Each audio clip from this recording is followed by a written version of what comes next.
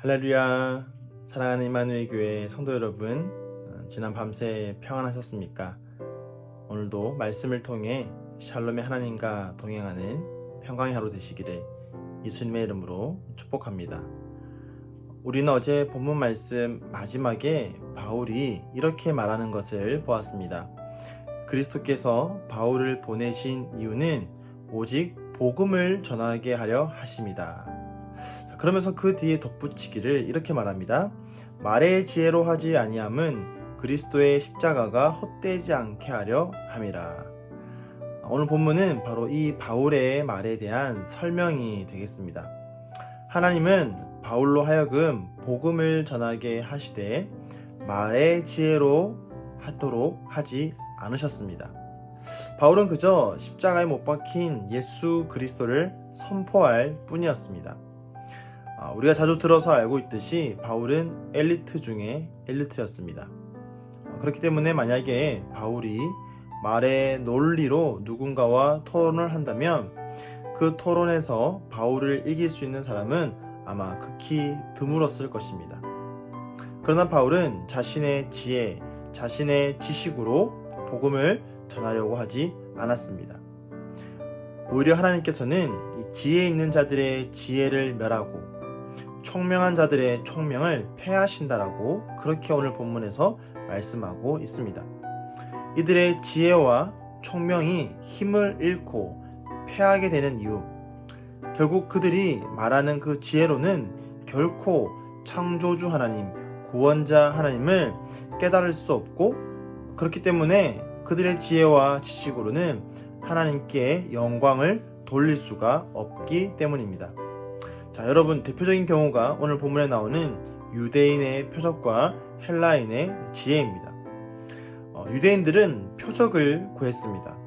메시아의 표적을 구했죠.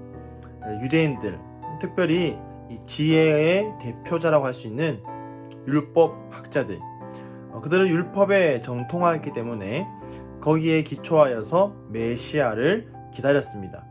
그렇게 메시아를 기다리면서 하나님의 능력과 위엄이 나타나는 표적을 구했던 것이죠. 그들은 출애굽에서 나타났던 그런 표적을 구했습니다. 하나님의 능력이 그런 표적을 통하여서 이해될 수 있었던 것입니다. 그렇기 때문에 그들에게 있어서 십자가는 하나님의 능력으로 이해할 수는 도저히 없는 것이었죠. 신명기 21장 23절에 의하면 십자가는 하나님의 저주를 나타내는 것이었습니다. 하나님의 능력을 그저 율법에 비추어서 생각했던 이 유대인들에게 십자가는 수치와 패배의 상징일 뿐이었습니다. 그들의 지혜로는 결코 하나님을, 또 그들이 기다리던 메시아를 찾지도 못하고 깨닫지도 못합니다.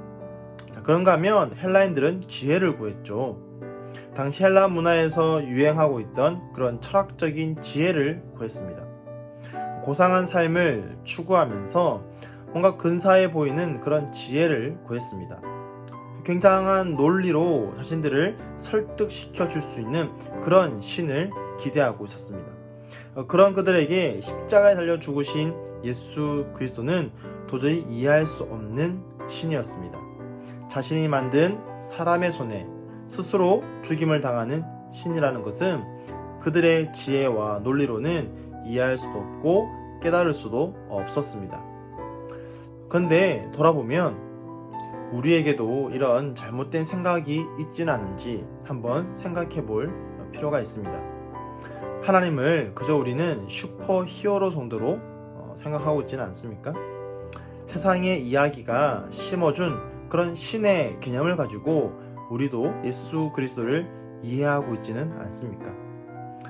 코로나 바이러스가 창궐할 때에, 바이러스가 우리를 죽음의 공포로 몰아넣어 갈 때에 능력의 하나님은 도대체 무엇을 하고 계시냐고, 나의 지혜로 하나님을 찾으려고 하지는 않습니까? 내가 생각하는 그런 슈퍼 히어로 하나님을 찾다가 진정한 하나님을 만나고 그렇게 하나님을 찾지 못하는 그런 어리석음을 범하는 우리는 아닌지, 또 내 삶에 어려움과 고통이 찾아왔는데 또 그것이 오랜 시간 지속되고 있는데 아무런 변화가 없는 내 삶을 바라보면서 도대체 하나님은 어디에 계시냐고 그렇게 슈퍼히어로 하나님을 찾아 헤매고 계시지는 않습니까? 또는 뭔가 교회를 다니면 그리고 예수를 믿으면 고상한 삶을 살아가고 고차원적인 어떤 무언가를 가질 것처럼 그렇게 생각하고 있지는 않았습니까? 뭔가 사회적으로 인정받고 뭔가 남들과 구별되는 그런 삶, 축복이라는 이름 아래에 남부럽지 않은 그런 삶을 살아갈 것이라고 기대하고 그렇게 계시지는 않습니까? 이런 모습들이 지금 이 시대가 의로로 하여금 가지게 만드는 유대인의 표적이며 헬라인의 지혜입니다. 그러나 하나님은 그들이 보기에 어리석어 보이는 그 십자가를 통해서 죄와 죽음의 세력을 이기시고 정복하셨습니다. 다른 것 다 몰라도 십자가 예수 그리스도를 믿고 그 주님 한 분만으로 만족하며 살아갈 수 있다면 우리에게는 그것으로 충분한 것입니다. 우리는 때론 우리의 지혜로 하나님의 일들을 판단하고 하나님의 계획을 스스로 이루려고 할 때도 있습니다. 그런데 이 세상에서 가장 허망한 것, 가장 어리석은 것 중에 하나가 바로 사람의 지혜로 하나님의 계획을 이루려고 하는 것입니다. 여러분, 사람의 지혜로는 결코 하나님의 계획을 이룰 수도 없고 성취할 수도 없습니다. 왜냐하면 사람의 지혜로는 하나님의 계획을 발견조차 할 수 없기 때문이죠. 피조물 가운데 가장 뛰어난 지혜를 가지고 있다고 하는 사단조차도 하나님의 계획을 앞서 깨닫거나 또는 방해할 수 없었습니다. 여러분, 사단은요, 세상의 최고 지도자들, 최고의 지혜자들, 권력자들을 통해서 하나님의 계획을 방해하려고 하였습니다. 그러나 오히려 하나님께서는 그리스도의 십자가를 통해서 우리를 구원하시고 보기 좋게 그 사망의 권세들을, 이 땅의 주권자들을 그렇게 깨부수고 승리하셨죠.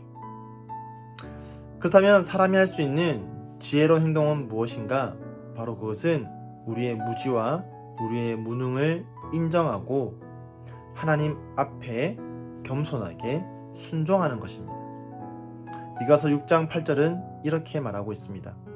사람아, 주께서 선한 것이 무엇임을 내게 보이셨나니 여호와께서 내게 구하시는 것은 오직 정의를 행하며 인자를 사랑하며 겸손하게 내 하나님과 동행하는 것, 함께 행하는 것이 아니냐. 여러분, 이것이 바로 사람이 가장 지혜롭게 살아가는 방법입니다. 겸손하게 하나님과 함께 행하는 것, 그렇게 주님과 동행하며 겸손하게 주님을 따라가는 것, 이것이 우리가 보여줄 수 있는 이 땅에서의 가장 지혜로움입니다. 오늘도 우리는 하나님의 지혜로 살아가야 할 것입니다. 사람의 지혜가 아니라, 사람의 능력이 아니라 하나님의 능력을 힘입어 살아가야 할 것입니다.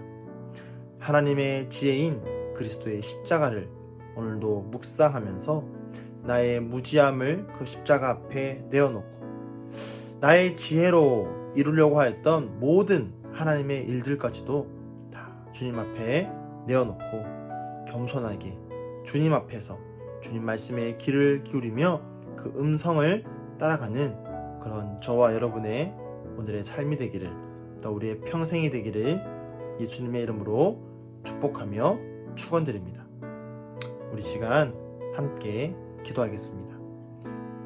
온전히 하나님의 지혜를 구하면서 이 시대를 향하여서 또 이 땅을 위하여서 하나님의 자비와 긍휼을 구하며 함께 기도하겠습니다. 함께 기도하겠습니다.